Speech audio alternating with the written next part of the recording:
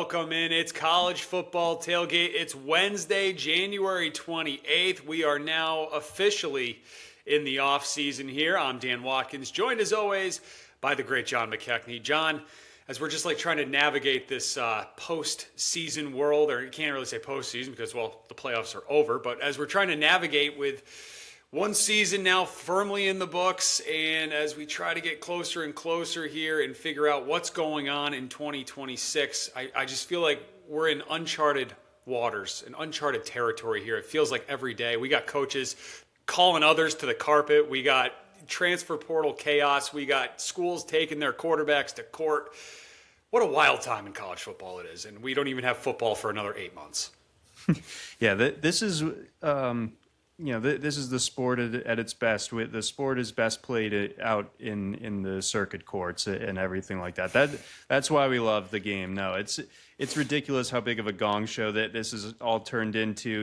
We're going to get into it a lot, of course, with the linebacker commit to Clemson, Farrelly, and of course the Darian Mensah saga that we touched on a little bit last week. Obviously, we got something of a resolution there, but. Yeah, this is the side of college football that, you just kind of hope doesn't end up being like the thing that sucks up all the oxygen during the off season, because it's, unless you're like a legal nerd, I don't know, how lovely it is to have that. I want to focus on the players, I want to focus on the teams, but obviously, this stuff is, like you're saying, uncharted waters, so we got to dig in here. But, you hope that kind of landmark events like this will ultimately result in some level of change and some level of kind of regularity. We use the word guardrails a lot on this show because it'd be nice to see, so we don't have instances like the Mensah thing or the Damon Williams things or the Farrelly things that just kind of cast kind of an ugly light on the sport. So we both have done a lot of work and still do quite a bit of work in the gambling space and a lot of that. And there's sometimes with particular bets where people talk about just plug your nose and play it. You know this one's going to stink, but it's just 'cause the number is just so good that you have to play it, right? They talk about that. You hear people talk about that all the time. I feel like we're at that point in the off season where you just got to plug your nose and get through it because yeah. Well, we're still coming out of the portal window and all that. There's a lot to talk about here, and we're going to get into that stuff with the Darian Mensah and the Ole Miss Clemson spat. Dabo calling out Pete Golding that John was just hinting at there too. We got some playoff format updates we're going to talk about. And then I thought, you know what? We had a good time talking about Texas last week. That maybe we dig a little deeper there with the Longhorns here, as it's really starting to shape up, I think anyway, that 2026 is national championship or bust in Austin, Texas. So we will dive in on the Longhorns here in a little bit. But before we do any of that, just want to say thank you very much for watching. If you're watching on YouTube or if you're listening on podcast, hey, do us a favor. Hit that subscribe button or hit that follow button if you're listening on the podcast platform. It helps us out as we continue to grow this show. We will be with you throughout the off season here. Schedule might be a little bit different, but we will be putting out shows on the regular.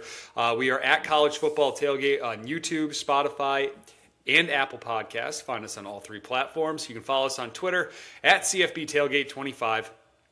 And also follow us over on TikTok at CFB Tailgate, where a lot of the fun happens in the comment section. All right, so let's kind of start off, I think, with a couple of the newsy items that are going on here, and just interested what your thoughts are. The big one, right, is that the college football playoff is going to stay at 12 teams for 2026. The college football playoff wants another year of evaluation before they vote on any changes to the format. From the ESPN article that Heather Dinich wrote, she writes that SEC Commissioner Greg Sankey has publicly supported a 16-team model, but Big Ten Commissioner Tony Petitti would agree to that only if Sankey commits to a 24-team field after 3 years. So this, and multiple sources tell ESPN that that's not something that Sankey wants to do at this time. So when it comes to this, we all know that the SEC and the Big Ten hold the power here going forward. But if they're feuding with each other, well, maybe we'll be staying at 12 teams a little longer than we thought. I was expecting in 26 would be at least 14 teams next season. Isn't it that's such a strange posturing? Where Petitti's just oh, Sankey, you want expansion? Well, you don't want expansion nearly enough. How about doubling the playoff field, pal? How does that sound? Try that on for for size. Where it's like 16, I feel like it's a nice little round number. Four pods of four. I feel like that would work out well for the bye weeks and stuff. I think that college football needs to get the schedule figured out so that we're not playing these championship games so late. I mean, we're scheduled to be on January 25th next year, so the championship would have just happened a year from now. It's a little bit too late in my opinion, so they got to figure that out. But as far as the expansion posturing is concerned, it is funny how they're just like the powers that be are just like, okay, we're just going to let the SEC and the Big Ten just kind of have a you-know-what measuring contest here and see what happens. Yeah, basically. So it's an interesting dynamic here. I mean, it is funny also that for the longest time, during the four-teamer, and obviously a four-teamer is going to simplify things. You're going to be very kind of like rigid on what gets you in and what doesn't. But it is funny how like open to changing things they are when it comes to the 12-teamer. As opposed to the four, like every year it feels like there's some sort of like monumental change or new stipulation put in. Obviously after last year they're like, okay, your conference championship doesn't mean that you automatically get a bye, that type of thing. That they repealed that for this year to do the seeding differently, so we're not seeing group of 5 champions and so on get home games or whatever. But I don't know. It feels like they don't think things through enough, so we have to do this kind of crap every single year to change things. Like I feel like just go ahead and like take the actual requisite amount of time to get the right details nailed down in place for the 12-teamer. It doesn't have to be this complicated to where there's a glaring issue that everyone points to every year during the season and during the playoff selection season. Right, and it literally like we get to November and then it's like the committee's standing there like, yeah, like I don't know, I guess we didn't really think that through. Like, I can't believe this happened. Like the ACC situation that happened this past season as the prime example, and what happened with Miami ultimately getting in and Duke winning the ACC title game and not going to the playoff, which I do think was the right thing to do. But going forward, we have seen some more little minor tweaks here, right? Now, guaranteed, this is written. It's locked in stone. The Power Four champions, all 4 of them, are automatically guaranteed a spot in the college football playoff going forward. Some of the other things here, the highest ranked, key word there, key term, key phrase, whatever you want to call it, highest ranked group of 6 team. I say group of 6 because the Pac-12 is back, baby, some form of it, coming up this season. But that team will be guaranteed a spot in the playoff. It does not have to be a conference champion, which is very interesting, and we'll see if that plays out. And just the way college football has been the past 5 years or so, that's coming in 2026, right? Like somehow like a North Texas or something is going to get knocked off in the championship game, and they're still going to get into the playoff, and that's going to probably be what we're arguing about in 10, 11 months from now or so on. And then the other one here that obviously has a lot of people all riled up is that if Notre Dame is ranked in the top 12, they are guaranteed a spot, which means that Miami would have missed under this format this past year as the Hurricanes went to the national title game. All I have to say about that is, one, as we've seen with this committee, they will go into the last weekend and they will just knock Notre Dame here. So I don't think it's going to be any like major like chaotic sequence or just, I don't even know the word that I'm looking for here to properly phrase this, but I don't think it's going to be like devastating or anything like that, or this like moral outrage for Notre Dame if they're ranked number 12 to get into the playoff. Like the committee they'll use a trap door here to be able to, if Notre Dame's 10-2 again and they need to knock them, they'll figure a way out to get them out there. But for the most part, if Notre Dame's 11-1 and they're ranked number 10, they're going to be in the playoff. So just if there's one thing that we've learned and we can trust in with this committee, it's its ability to say a bunch of hot air for about a month and then trapdoor it. Like they're incredibly good at rug pulling. We saw that this year. We saw it last year. We've seen it time and time again. So Notre Dame, I feel like Notre Dame, as the premier independent program and everything with all the history and everything, like there's always going to be a little bit of like a tighter margin for error for you guys because you don't get like that opportunity in a conference championship game. So it's always going to be like an 11-1, 10-2 type of season, and that largely applies to most teams as well. But 10-2 plus winning a conference championship, like that automatically punches your ticket. Whereas if Notre Dame is to go 10-2, it's a little bit up to chance with how the rest of the field tends to play out. But I mean, spoiler coming from me that we'll, I'm sure, hit on it ad nauseum is I think Notre Dame's like a top 5 type of team next year. Yeah, things are definitely looking very good for the Irish. I would agree with you going into 2026. But also for all the people that like to get all riled up and mad at Notre Dame being independent and all that kind of stuff, like Notre Dame's independence is what cost them a playoff spot this past year. Right. So, like, I don't know, like, take that for what it's worth. And so this is the deal Notre Dame's made with their independence, and this is they've made their bed. They have to lay in it. Right? So it can either benefit them or it can hurt them, and we've seen it hurt them this past year. We've seen it probably benefit them in years past too. But all in all, I think water finds its level here in this situation, and it balances out going forward. I think so as well. It's really to me it's like a dog whistle for Notre Dame haters to just be like, there's one more thing where they're getting special treatment. Yeah. I agree. I think there's a little bit of jealousy too, but that's just me. Anyways, a couple other little scheduling notes. Conference championship weekend going to look a little different next year too. The Big 12, right? They've historically, at least the past decade or so that I can remember, have played that Saturday noon game, right? Well, they're moving to Friday night. I like it.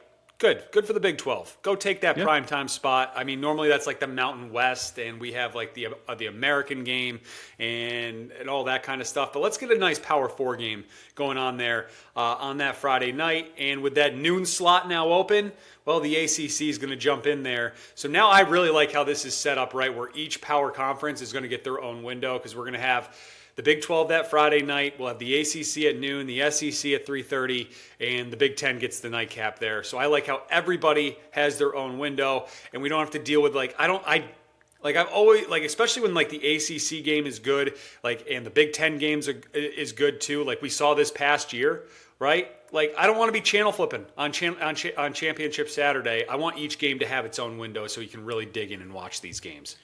Yeah, this is optimal, in my opinion. Ever since it's become the Power 4 instead of the Power 5, there are 4 windows, as luck would have it, to make this work to where each of those teams are not overlapping and are playing in those standalone, or the Big 12 now will have to compete for the eyes of Mountain West fans and MAC fans and so on. Or no, MAC's on Saturday always. Never mind. But I think that this was like, the NCAA needs to make its layups. The playoff committee needs to make its layups and everything. So doing something like this and reorganizing the conference championship games to where there's no overlap, that's an easy win for everybody. Completely agree with you. And this maybe even makes things a little easier for the committee, which I know, as we've seen, like you really have to like spoon feed these people. It seems, or else they're just going to go completely off the rails and you don't know what they're going to do. But this might help them a little bit going forward as they try to figure out what 12 teams will be in the playoff in the next few years. All right, so let's talk about Texas. The Texas Longhorns are coming off a 2025 season where they finished 9-3. They were on the outside looking in of the college football playoff after back-to-back years, I believe, making the national semifinal. Texas has kind of gone scorched earth in the portal here and bringing guys back. They are, I want to say, locked and loaded here going into 2026, John. And the odds, the sports books would agree. Texas 7-1 right now on DraftKings. They're tied with Indiana and Ohio State for the best odds to win the national title next season. They come in, according to On3, with the number 9 ranked portal class and the number 10 ranked recruiting class. Obviously, Arch Manning coming back to campus, the defending Cheez-It Bowl MVP now. I just think that with everything that they've done in the portal, and you can hit a little more specific on what they brought in, Cam Coleman, the big one, the big-time wide receiver, it really is, I think, national championship or bust in Austin, Texas, and they should be thinking that way. When you look at how this schedule is laid out for them, they only have 4 true road games in 2026. They get Ohio State in Austin to start the season, or week 2, they open up with Texas State. But I think it would be a massive disappointment if the Texas Longhorns are not at least in the national semifinal and probably should be playing on January 25th for a national title next year. Yeah, whereas last year and last offseason, like when we started the show, I was really gung-ho about pushing back on Texas hype because I felt like it was undue. I felt like it just was not deserved. I felt like it was, that yes, they have a very expensive roster. Yes, they have a very famous quarterback. You can't really poke holes at any position group and say that it's, anything but elite. But I think it was just like Arch, especially early on in the season, it's like, dang, he's going to take a minute. Like this is still a project. Yes, he's been on campus for a while, but this is not a guy that was playing crazy like 6A level Texas high school football. He's playing like Catholic school ball in Louisiana. Like it's a bit of a different ball game in the SEC. And I think what he showed over the end of the season was enough for me to begrudgingly be like, all right, he's probably starting to take that leap. I think that leap will arrive this coming season. 14 touchdowns, 2 interceptions over his last 6 games, 5 rushing touchdowns. On top of that, only a 62% completion rate in that sample, but there were a fair amount of drops and maybe a lot of deep shots as well. So that's inherently going to drag down that passing completion. But so I think the hype is warranted because I think we have more reason to believe in Arch Manning this year than we did last year. I think it was all hat, no cattle. Like we had no real reason to think that Arch was going to be the Heisman favorite, as he was opened at the books. I think you look at one of the flaws of this Texas backfield last year. Wisner wasn't the same. C.J. Baxter certainly wasn't the same after his injury in 2024.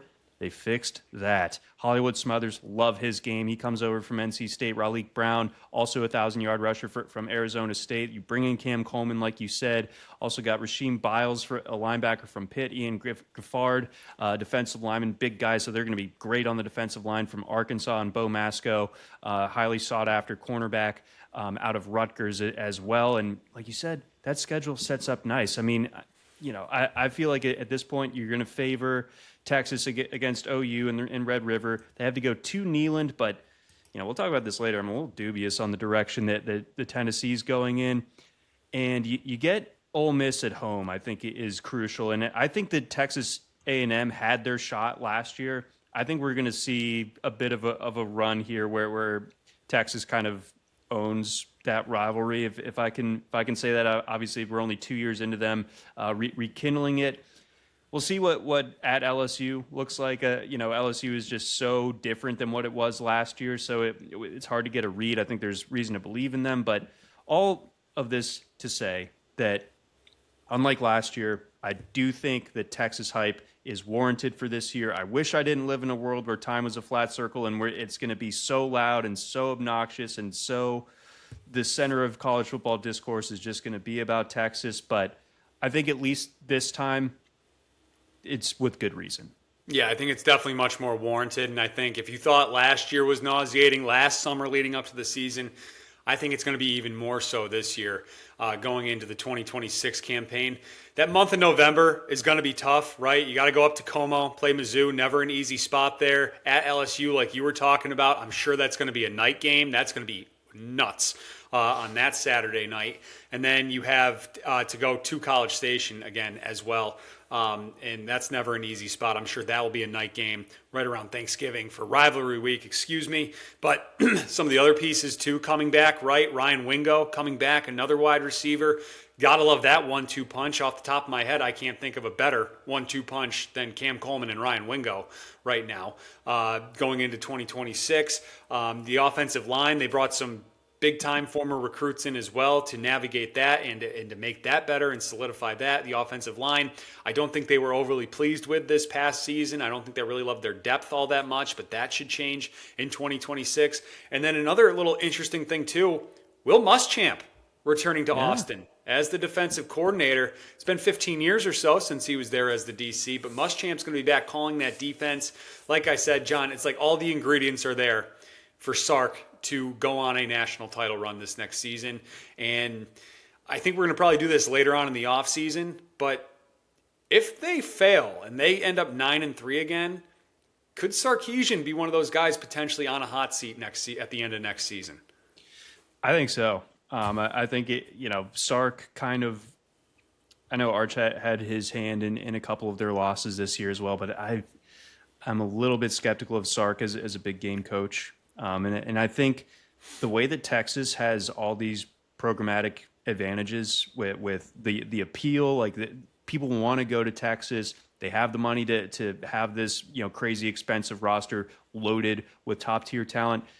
I feel like it's a privilege to be like the head coach at Texas, and like I feel like a lot of guys could win a national championship there. And if we get to another year where I don't think that they're going to miss the playoffs, but 9-3, I think he's gone.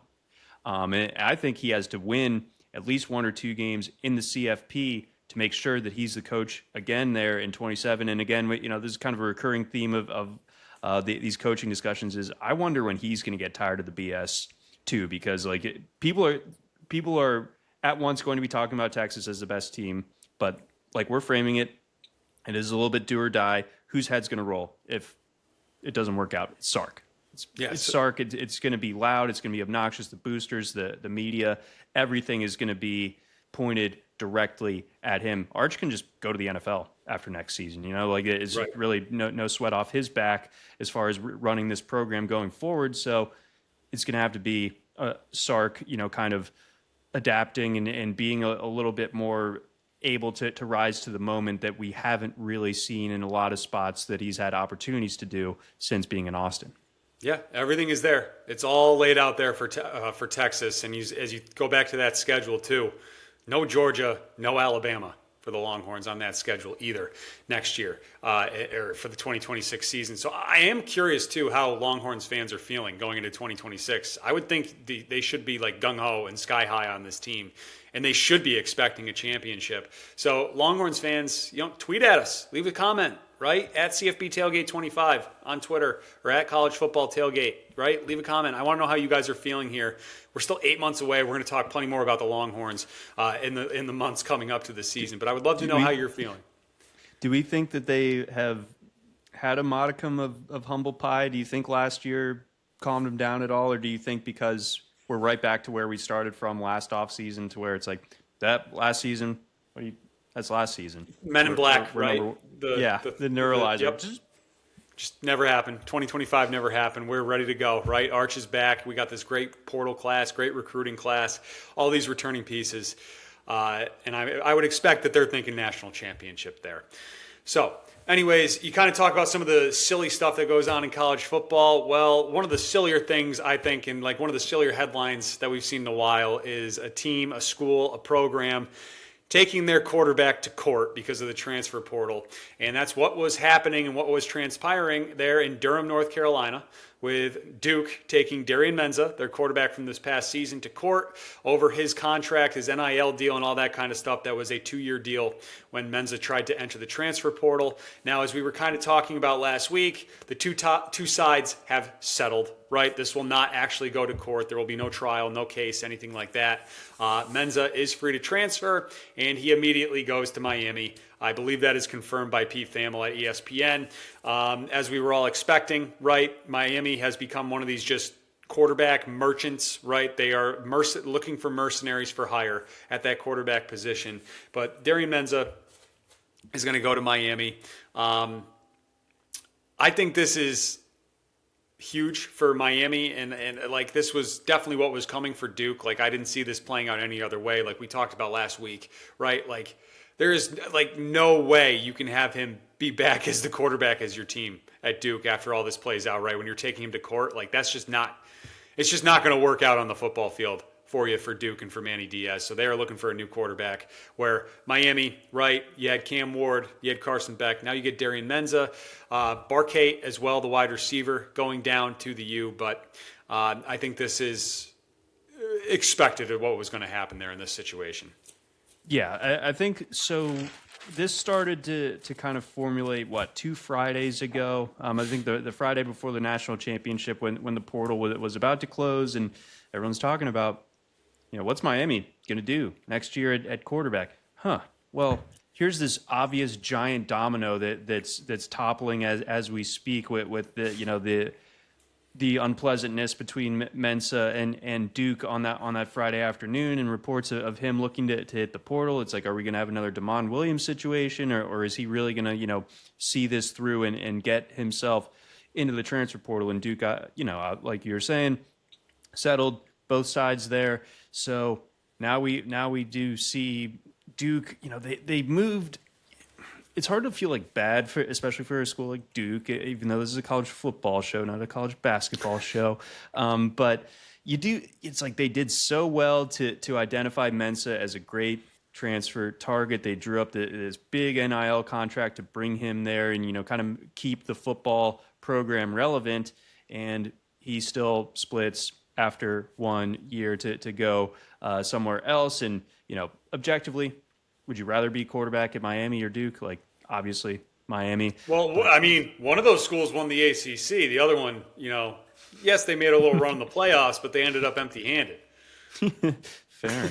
But ultimately, this fixes the big problem for Miami. I think Miami's kind of now like establishing himself as like a program that isn't going to bother with developing quarterbacks because they don't have to.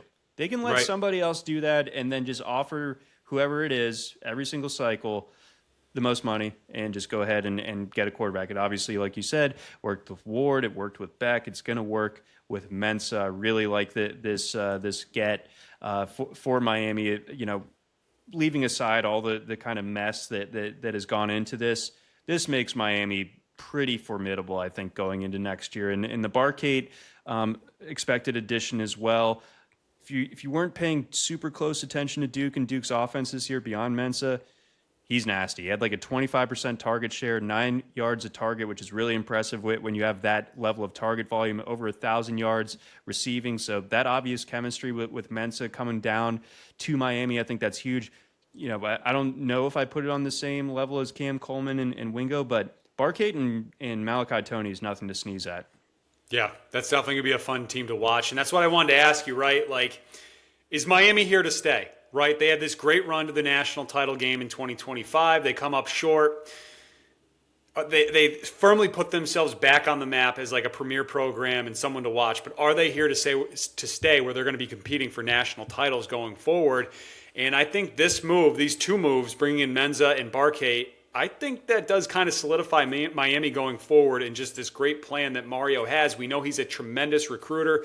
He is bringing in the number 9 ranked recruiting class, according to On3. They now have the number 12 ranked portal class as well. You add Barcade and Mensah to an offense that returns Malachi Toney. He's only 18 going into next season, as you might have heard, as we love to talk about his age, is his sophomore year. Mark Fletcher, John, someone who I think we both are now sky high on. At least I am. I think you're definitely higher than you were on him a few months ago.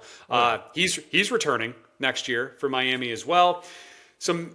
They do have to obviously replace their two-headed monster on the defensive line there with Akeem Mesidor and Ruben Bain. Those guys are off to the NFL, but they brought in a couple of former 4-star guys in the portal. I think, and one thing we've learned about Mario is that trench play is his specialty, and that is like the least of my concerns with a Mario Cristobal team. They're going to figure that out. Maui Goa, excuse me if I'm butchering that name, he's going to be a top 10 pick in the NFL draft. He's left, along with 4 other starters on the offensive line, are either graduating or going to the NFL as well. But like I said, I trust Mario to figure out his offensive line and the defensive line there. You look at Miami's schedule, the 2 teams that they lost to this past season, Louisville, SMU, they're not on it in 2026. Now, they do have a couple of interesting road games here, at Clemson, at Notre Dame. But other than that, the Hurricanes should be right around 10-2 again, and probably in the ACC championship game this time with a chance to go back to the playoff. I think they're here to stay. Yeah, I think roster or like talent acquisition has always been the least of Mario Cristobal's problems. I feel like his teams, going back to Oregon, always super talented. Miami, obviously that's been the case. It's just been kind of on Mario with some in-game stuff that has largely undone them. But they, according to Bill Connolly's numbers, like they played a better game than Indiana did. Am I saying that? Not necessarily. Still give it up to Indiana for that. But, they played really, really well in that national title game.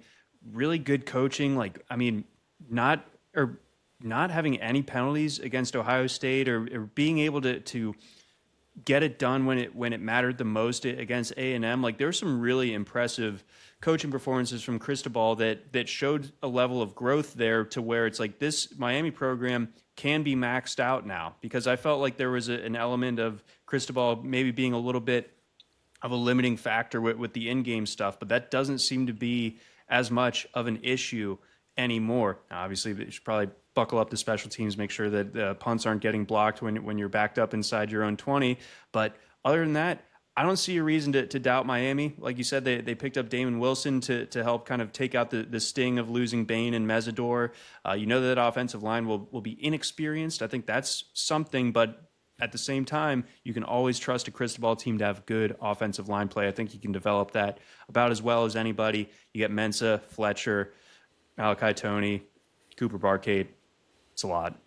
Yeah, and then another thing too, at least as of right now, on January 28th, it looks like the assistants are staying put too. And I love Miami's coordinator duo between Shannon Dawson on the offense and Corey Heatherman defensively. Those guys are both going to be in Coral Gables again next year, as of right now. Like, something could change, but right now it looks like you have all that continuity on the coaching staff. You have some big-time returning pieces. You have some big-time recruits coming in and some guys in the portal. I just think this all sets up nicely for Miami in 2026 and going forward there with what Mario's building. And another thing about him, too, every single year that we've seen with Mario in Miami, all 4 years, they've gotten better each year. And we'll see if that continues with year number 5. Now, he would have to go 11-1 at least to do that, but I think the talent's there and the schedule is there for them to do that. They need to split that Clemson and Notre Dame road swing right there. But I think it could happen. Yeah, but we'll get to Clemson here shortly. But yeah, I feel like Clemson's a little bit less scary than it would have been as a road game a couple of years ago. So I feel like they could split those. The ACC is just there for the taking. It's begging for someone to be the preeminent power the way that Clemson was for the better part of a decade, or Florida State before that, or Miami even a little bit before that. And I think that Miami, if you just stack up all these teams, it's hard to make a really good case against Miami being the preeminent team in the ACC for now and for a little bit down the road. Yeah, absolutely. So we were just talking a little bit about how Miami has become like really the poster child for the quarterback mercenary destination, right? Where we see in Miami now for a 3rd straight season, going to be going into the transfer portal, bringing in one of the top recruits or the top guys in the portal, one of the big names at quarterback to come in and run their offense in the following season. We saw it with Cam Ward. We saw it with Carson Beck. Now we're about to see it with Darian Mensah. Is Miami, right, when you think of transfer portal quarterbacks, is that like the number one place in your mind, or are there some other schools that immediately jump out to you thinking when it comes to like, oh, that guy's hitting the portal? Well, I have a good idea where he's going. Right. I mean, kind of wherever Lane's at, I feel like it is usually a good guess as far as that's concerned. But Jackson, to me, Miami, Dart, all those guys. So that checks out to me. I mean, Oklahoma, the last couple of years, basically since Venables took over, Dylan Gabriel and John Mateer, of course. I think that Oklahoma is kind of a place that it's still kind of searching to like recapture like the Baker Mayfield, Kyler Murray type of stuff where they were a factory. I mean, they had Caleb Williams, of course, but he left when Lincoln Riley bolted it as well to USC. USC, you might have something to say on that, like that they seem to fringy. Be a spot. They're fringy because, they did have that Miller Moss here and there in the middle, right? Caleb was there for multiple years. Mayava is now going to be a multi-year starter, so they're fringy. They're not like the same as Miami. But staying out west, though, you mentioned Dylan Gabriel. I think Oregon might be the top transfer portal quarterback merchant. I was having a little bit of fun on the going through their college football reference page. Just the amount of transfer quarterbacks that Oregon has brought in over the last decade, right? So not only is Dante Moore a transfer quarterback, he sat for a year. They had that planned out. They have their next one planned out for 2027 with Dylan Raiola enrolling in campus, right? We just saw Dylan Gabriel was a transfer quarterback going up to Eugene. Bo Nix, right? He was a multi-year starter, but he was a transfer quarterback for Dan Lanning. Before that, Anthony Brown, Hello, right? Was at Boston College, right? He heads out to Oregon. So there's like 5 right there since COVID that Oregon's had that are transfer portal quarterbacks. So that's an interesting one. And then Coach Signetti at Indiana is going to have had a transfer quarterback each of his first 3 seasons there, with Curtis Rourke, who comes in from Ohio, Fernando Mendoza, who comes over from Cal, and now Josh Hoover coming over from TCU too. Yeah. So and he's batting 1,000 so far as Right. those transfer portal investments are concerned. I'm glad you mentioned Miller Moss too. I think it's a little bit more under the radar than some of these other programs we're talking about. But Jeff Brom, if you're feeling like there's something else that you can unlock in playing in a pro style offense, Louisville's kind of the spot for that. I mean, obviously Tyler Shuck, Jack Plummer, Miller Moss this past year, they're bringing in Lincoln Kleinholtz from Ohio State. We'll see if Kleinholtz. We'll see if he's able to kind of like fit the mold of those guys. But yeah, Brom definitely a bit of a quarterback whisperer as well there at Louisville. Yeah, and staying in the state of Kentucky, how about Kentucky, right? That's kind of an interesting Levis was a transfer. Yeah, that's a sneaky one. So you got Levis. Devin Leary went from NC State to Kentucky for a bit. What's his name? Brock Vandegrift was a Georgia recruit. Forget old Brock, yeah. Yeah, he went up to Lexington for a minute, and then they even tried Zach Calzada for a hot minute this past season, who was at A&M for a while too. So Kentucky's sneaky on that transfer list too.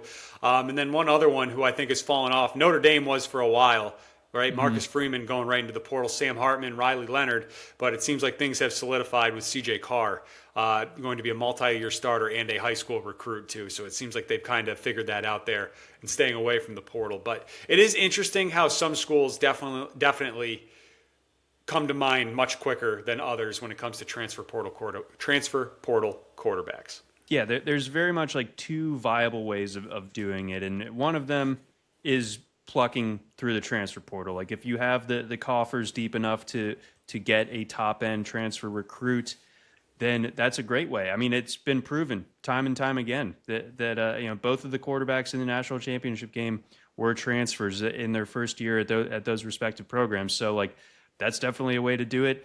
Development, it's more rewarding arguably, but at the same time, like it's far less of a guarantee. Like you're making more of a long shot bet on a guy coming out of high school and developing in your system, keeping that system together and getting him to a point where he's on the field and getting better week in, week out. And it's getting more rare, I guess, in this day and age, because guys are just like, they feel like they've reached their respective limit at whatever school it may be. Like Sam Levitt probably felt that way at Arizona State, and he's like, I'm going to LSU now. See ya.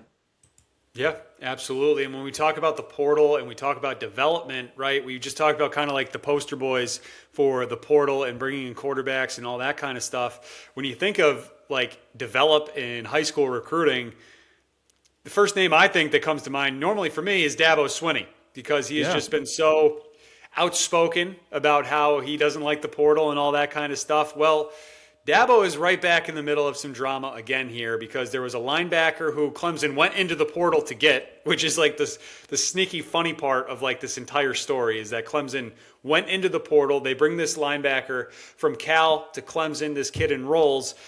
He starts going to class at Clemson, and now we find out that Ole Miss, who was like the runner-up basically in the sweepstakes for this kid, is like trying to tamper with him and be like, hey, unenroll, you can still enter, we'll pay your buyout, all that kind of stuff. And it leads to Dabo going on this like 9-minute rant at his press conference last week, basically calling Pete Golding out to the carpet about tampering with his players. He was reading text messages too. This whole story is wild. But John, my takeaway is this was like 5 days ago now. We have not heard a peep from Pete Golding, which means, well, he did it. So this actually happened, right? Like if you're like, his name and character is being called out by another coach in college football, and a preeminent one of the biggest names in college football. And Pete Golding has not put out a single statement, has not said anything, has not, posted on social media, nothing. Crickets from Pete Golding. So this definitely happened. And my thought is it's just another example of, it's just like a kind of a sad place that we're in college football, that this kind of stuff is happening. Yeah, and like I want to start by saying that what Golding supposedly did, not good, right? I'm not going to pretend like he's the only guy that has ever done that. Right. Though. And I think this whole thing has played out in kind of cartoonish fashion, where if you go on Luke Ferrelli's player page on Clemson's athletic website, it links to, or there's a hyperlink, Luke Ferrelli's timeline at Clemson, and where does that go? To Dabo's 8-minute scorched earth soapbox, press conference from Friday. Chapel Fowler, Clemson reporter, put on Twitter when this was all. I mean, Friday was just like it was Friday afternoon was so awesome for this story, and I quote. Clemson coach Dabo Swinney says transfer linebacker Luke Ferrelli's agent told Clemson they'd turn over text messages for Clemson to use against Ole Miss if Clemson added a second year for $1 million to Ferrelli's already agreed upon contract. And the Clemson GM, the guy who's kind of running things, Jordan Sorrells, declined. But that goes back to the point that we were talking about last week, where it's like, I don't think that there's particularly great actors representing these kids in a lot. And so, right. I mean, that if that's true, which I have no reason to doubt that that's true, that's some BS, right? Like that's just some, like, you already got your college athlete a bunch of money from Clemson, and then you're like, give me $1 million more. It's like, that's just an agent doing. Yeah, that's an agent doing what an agent's going to do. I mean, that's how I took that. But okay. It's wild. It is absolutely wild. You have I got to read some of these quotes though to you, right? Please. Dabo calling it a quote straightforward case of tampering and imploring his coaching colleagues to quote be an example to young coaches in this profession and be people of integrity, or shut your mouth and don't complain. He referred to the portal landscape as flat out extortion. So it's just wild how this has happened, and like maybe this kind of story, right? When you have coaches just calling each other out like this, and big name coaches like Dabo Swinney and Pete Golding, who has like kind of become somewhat of a big name with his playoff run and taking over for Lane Kiffin. Like maybe that's what finally gets some nice guardrails on it. And Dabo does have a few ideas, which I do think are pretty good, and we can get to those in a minute. But just curious on your thoughts on some of his comments there.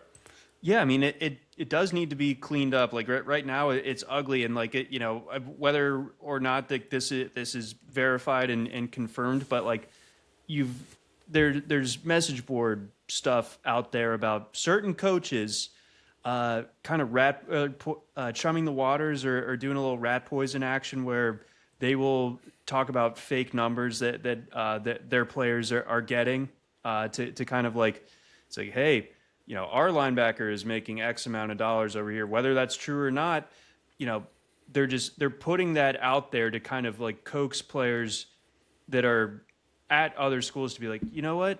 Dang, I can make X number of dollars at this other place, whether it's true or not. Like they don't even get to verify the contract numbers. Like it is kind of like a black box as far as what players are being paid for the most part. It's not really public information. Not a lot of guys know. It's very like guarded info. So you can get away with BSing and kind of pumping up a certain like reputation about your program, paying players a lot more than what they're getting paid at their current spot, and get them, out into the portal. And then, like I was saying last week, there are way too many cases of these players entering the portal with expectations that are not actually based in reality one way or the other. As far as like the mudslinging and stuff is concerned, friend and listener to the show, Mateo, had a great line while this was going on. Clemson's probably the only big school that can like do the whole glass houses thing and actually be okay with it. Like that, right. they can go ahead and be like, y'all are full of it, y'all are cheating, like y'all are, and if like the rock gets thrown back at their house, like they're going to be okay. There's probably far fewer skeletons in Clemson's closet as far as how they've acted in the portal era compared to literally any other power program, certainly any other program on that level as Clemson. Yeah, definitely Ole Miss too, which the funny thing is, it's like all this happens after Lane Kiffin leaves, Like, like You can take now, the lane out of Oxford, but yeah, right, exactly. So it's interesting. And then, right, you have the Jordan Sorlis asks or tells the Ole Miss GM Austin Thomas that the school, he requests that they cease further communication with Ferrelli. And then Swinney says that Thomas assured Sorlis that he does not support tampering, but that Golding, quote, does what he does. So it's really just another case of until we have penalties and guardrails and all that kind of stuff and something actually laid out here on paper and in print and text, that like this kind of stuff is going to keep happening. And honestly, good for Dabo for exposing it. I mean, I don't like giving Dabo too much credit here because I do think he's stuck in the past. But at the same time, good for him for exposing this. And we like we need a coach like this right now. Like I never thought I would say I'm same as you, right? Like I'm a little bit tired of Dabo's act, and like I feel like Clemson is largely over in a lot of respects unless they change some things. But if he's going to be the sort of lightning rod for any modicum of ethics when it comes to this transfer portal stuff, then it actually becomes something that makes progress towards getting some of these things resolved, then I'm a fan of his for doing that. I find a lot of this stuff that he does is corny, cheesy, one way or the other. But this is like the first time in a long time where I've been like, this is righteous, brother, coming from you. Yeah. Like if there's any coach in America that I think has the ability and probably like the right, and you actually like believe what he's saying when it comes to the finger wagging on this stuff, it is Dabo. Yeah. And Dabo then capped off that press conference on last Friday with a bunch of suggestions here. And I'm going to read from the ESPN article for you guys what Dabo would like to see implemented to address the most glaring issues in college football, including moving the portal window to the spring, reimagining spring football as a series of OTAs with the timing determined by each program, and limiting free transfers to one per player unless a head coach leaves or the player graduates. He even suggested collective bargaining that would be a better alternative than the current status, a marked departure from a coach who has long argued against making student athletes employees. So you do see Dabo is kind of changing his ways to kind of get with the time here.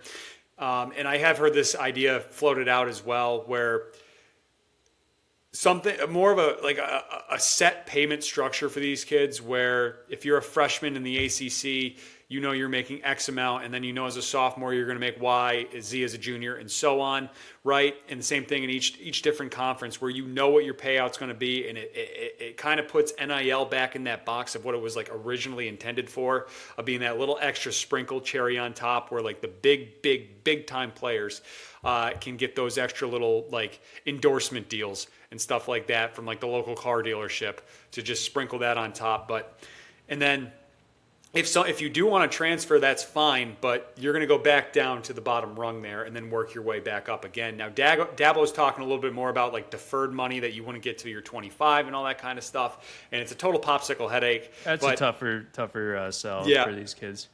But I do think he's guiding us more towards the right direction going forward here, where we do see a collective bargaining agreement here between the players and the schools in college football. And just there's so much money going around here that you got to cut these kids in one way or another, and I do think that's a better way. Yeah, there is a better way than what has happened. I think that paying players is great. I think that this, Long should have, I always go back to like Johnny Manziel, should have been he was making A&M untold amounts of money, and what was unofficially getting zero of it, right? I mean, it's not to say that he wasn't getting something under the table.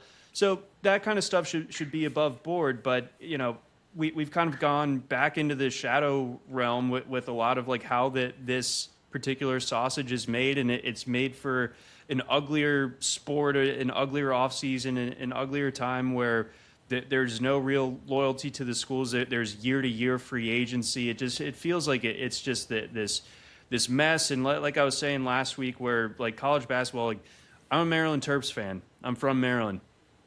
0 Terrapins from last year on this year's team. That lack of continuity, that doesn't exist in any sport. And so right. When you can't recognize a roster from year to year in college football, it's what's happening? Yeah, no, I completely agree with you. It'll be interesting to see if this is, something that finally gets us going here in the right direction. Maybe it will. Will definitely be interesting to see as this offseason plays out. Just one other topic here that I put on our rundown that I do want to hit on before we sign off here. Ohio State, we knew they'd be looking for a new offensive coordinator, right? Brian Hartline going to be the new head coach at USF. Well, Ryan Day's gone back into the NFL ranks, and he's brought in Arthur Smith to be the OC there in Columbus. I just find this to be so uninspiring.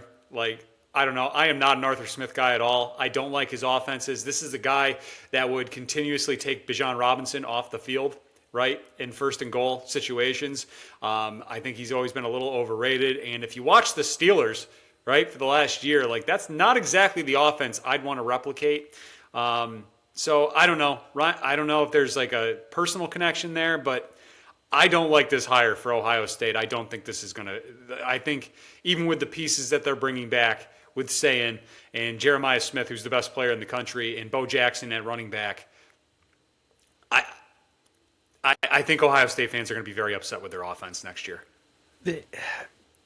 I'm willing to give it some grace because, no one was excited about Matt Patricia dropping down to the college level. True. And it – so, there's probably some stuff that Arthur Smith can do that, is going to work better in college. But I think by that same token, you look at his offenses dating back to his time at the Titans or as the Falcons head coach, and this past year with the Steelers, it doesn't.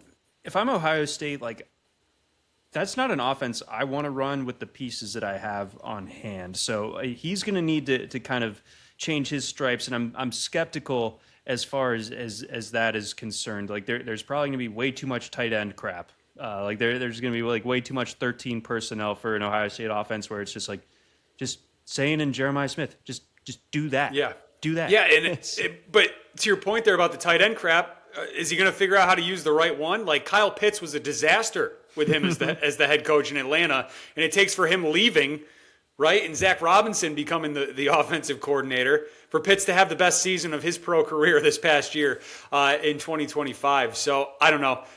I don't like this at all for Ohio State. And if Buckeyes fans, I'm curious your thoughts there. I mean, I'm sure you'll spin zone this somehow, but yeah. I don't like it, at least 8 months in advance. Yeah, most of them seem not stoked about it, but I think most are at least willing to see, and maybe there is just such a talent advantage that it doesn't really matter, but I think it does. I think that there's schematic stuff that you do need to have dialed up, the way it worked under Chip Kelly, the way it didn't work in the college football playoff this past year. So it is important. It's not going to matter against your Purdue's or your Akrons or whatever, but when it's nut cutting time, you got to see. I was going to say, I give them till the end of week 2, right? If they go down to Austin and manage 14 points or less, they're going to be calling for his head. Yeah, they will have his kids' school schedules posted on message boards pretty quickly if things go badly in Austin. Probably. All right, I think that's going to do it for us. Unless you got anything else you want to hit on before we get out of here. No, I think we covered some serious ground here, my guy. All right, very good. Yeah, let's hit it. All right, guys, that's going to do it for us. Make sure you hit that subscribe or follow button. College Football Tailgate will be with you throughout the offseason here. Plenty to talk about, as you can tell. So looking forward to keep chatting with you guys as we go on throughout this just hell of a winter that we got going on right now on the East Coast. So, all right, for John, I'm Dan. We'll talk to you guys next week.